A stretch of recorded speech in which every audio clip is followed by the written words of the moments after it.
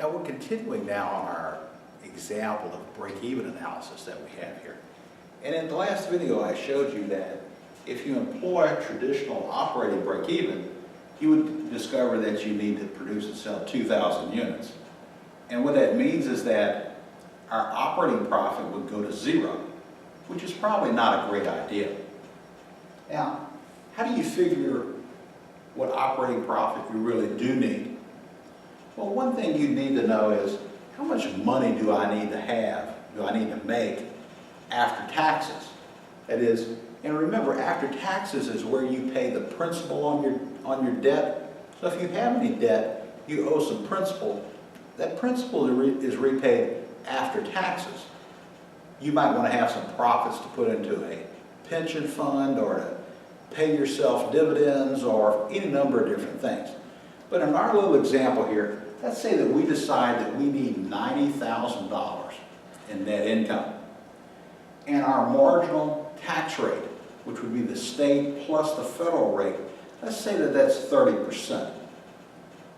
To calculate earnings before taxes, you would take your net income and divide that by 1 minus the tax rate.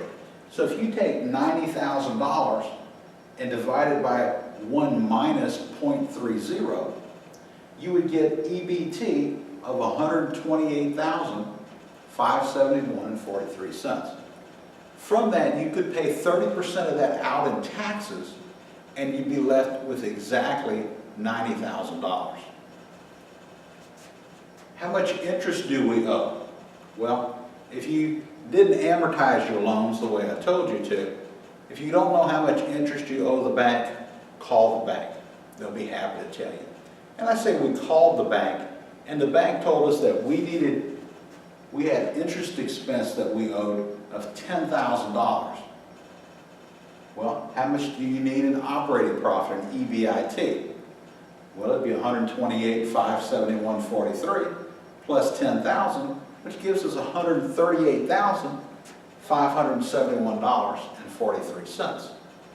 If you have that much operating profit, you can pay the interest on your debt, you can pay the taxes you owe the government, and you'll be left with net income of exactly $90,000.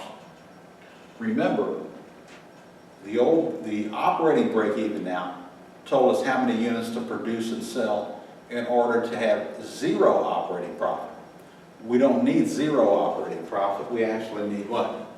$138,571.43 in operating profit.